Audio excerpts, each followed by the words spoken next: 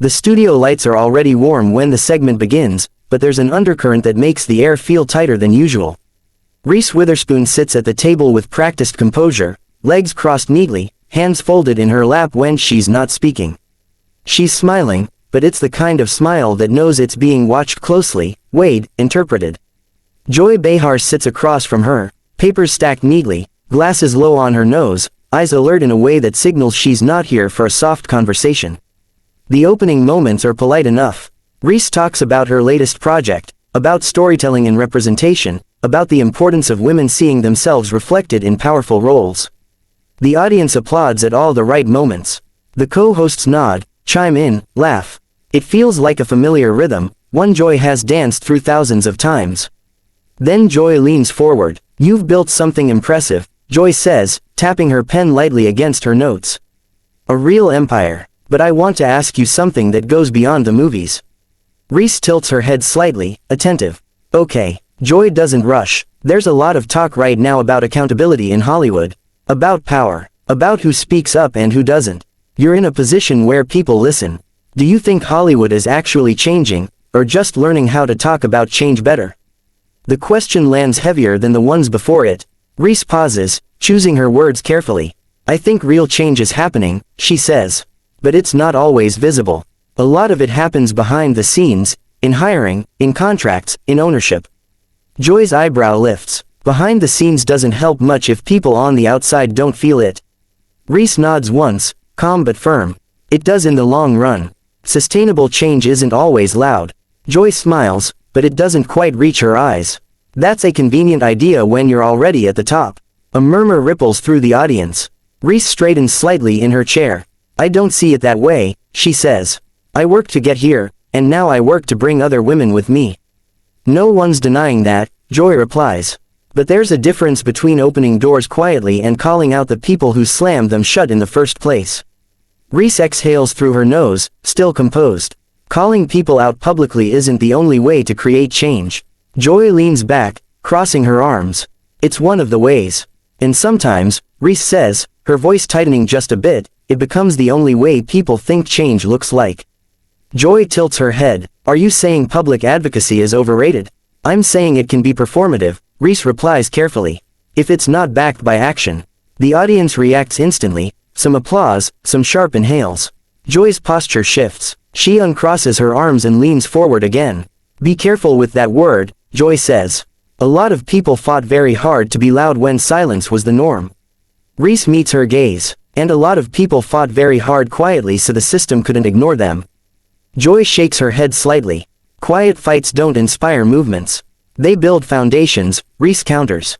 "The exchange has sharpened now, the edges more defined." One of the co-hosts opens her mouth to soften the moment, but Joy continues. "When you have power," Joy says, "choosing when to speak and when not to is a privilege."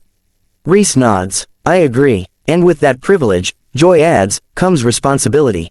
"Yes," Reese says, "and I take that seriously." Joy gestures with her pen. "Then why not use your voice more forcefully? Why not say, 'This is wrong,' out loud, every time?" Reese's smile fades, replaced by something resolute. "Because outrage isn't a strategy. And because I don't believe shouting is always leadership." The audience murmurs again. Joy's lips press together. "So now calling things out is shouting?" She asks. "I didn't say that," Reese replies. "I said constant outrage can become noise." Joy's eyes narrow. "That sounds like something people say when they're tired of listening." Reese's shoulders tense. "Or when they're tired of watching real work get dismissed because it's not loud enough." The room feels still, like everyone is holding their breath. Joy sits back, studying Reese. "You know," Joy says slowly, "there are women watching this who don't have production companies or board seats. All they have is their voice. And that voice matters," Reese says immediately. "I would never say otherwise. But when someone like you suggests that speaking out is performative," Joy presses, "it can sound like you're judging how other women fight." Reese leans forward slightly, matching Joy's intensity. "I'm not judging. I'm saying there's more than one way." Joy nods, but there's frustration in the motion. "There's always more than one way." That argument gets used a lot to avoid uncomfortable conversations. Reese's jaw tightens. "Or to avoid oversimplifying complex problems." Joy laughs once, sharp and humorless. "Complexity is often the shield of the comfortable." The audience gasps softly. Reese's composure flickers, just for a second. That's not fair, she says. Isn't it? Joy replies. You've done incredible things, Reese. Truly. But sometimes I wonder if people at the top forget how urgent change feels when you're not protected by success. Reese's voice lowers. I don't forget. I remember exactly what it felt like to have no leverage. Joy gestures toward her. Then use the leverage you have. I do, Reese says. Every day. Quietly, Joy adds. Effectively, Reese counters. The word lands with weight. The audience reacts again, louder now, divided. Joy opens her mouth, then closes it, as if deciding how far to push. So let me ask you this, she says. Do you think women who speak loudly are hurting the cause? Reese doesn't hesitate. No. Then why criticize how they do it?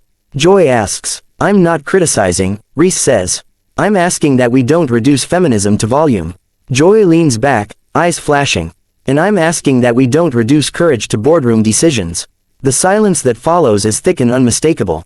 The conversation has moved beyond policy and projects and into something rawer: values, identity, legacy. Reese sits very still, her hands clasped tightly now. I didn't come here to be framed as someone who's afraid to speak, she says quietly. And I didn't come here to be told that speaking out is a performance, Joy replies just as quietly. Joy's hand trembles just slightly as she sets her pen down on the table. The small click echoes louder than it should, slicing through the silence that has settled over the studio. Reese Witherspoon sits frozen, her expression caught between confusion and concern, as if she senses that the conversation has slipped beyond the boundaries of a typical on-air disagreement. Joy exhales, slow and deliberate, then pushes her chair back. The legs scrape softly against the floor, but the sound feels jarring in the stillness. I'm done, Joy says. The words are calm, almost quiet, which makes them more alarming. A collective gasp ripples through the audience. One of the co-hosts turns toward Joy immediately, eyes wide. Joy, she begins. Joy lifts a hand, not sharply, but decisively. No, I mean it. Reese straightens. Joy, if I said something. This isn't just about you, Joy interrupts, her voice steady but carrying weight. This is about a conversation I've been having for decades. She stands fully now, adjusting her jacket. Out of habit, though her movements betray fatigue rather than anger. The camera lingers, unsure whether to follow her or stay on the table. I've sat here, Joy continues, gesturing around her, listening to powerful people explain why the loud voices are inconvenient. Why urgency needs to be softened. Why discomfort should be managed. Reese shakes her head slightly. That's not what I was saying. I know what you meant, Joy replies. But intent doesn't erase impact. The audience is silent now, no applause, no murmurs, just attention. Joy turns slightly toward the camera, her face composed but visibly worn. I'm tired, she says plainly. Tired of having to justify why speaking out matters. Tired of being told that anger should be prettier, quieter, easier to digest. One of the co-hosts stands halfway, unsure whether to reach for Joy or stay put. Joy, maybe we can take a break. This is the break, Joy says. She looks back at Reese, her expression softening just a fraction. I respect what you've built. I really do. You've opened doors. You've created opportunities. But don't mistake strategy for sacrifice. Reese swallows. I would never. You didn't have to, Joy says gently. That's the point. The studio feels suspended in time. Producers whisper off camera, but no one dares cut away yet. Joy gathers her notes slowly, stacking the pages with care, as if grounding herself in the ritual. I came up in a time when women were told to be grateful just to be in the room, Joy says. We were loud because silence was survival for everyone else. She pauses, emotion flickering across her face before she steadies herself again. And now, suddenly, loud is inconvenient. Reese's voice is quieter when she speaks. I don't think that, Joy nods. I believe you, but I'm done defending the idea that speaking out has value. She turns to the other co-hosts. This show has always been about different opinions. I've loved that, I still do. But today, I don't have it in me to keep pushing the same rock uphill. Another gasp from the audience as the meaning settles in. You're not saying, one co-host begins. I'm saying I need to step away, Joy says. Right now. The word right now hangs heavily, open-ended and frightening. She looks into the camera again, eyes sharp, voice unwavering. If you're watching at home and thinking this is dramatic, she says, maybe it is. But exhaustion looks dramatic when it finally speaks.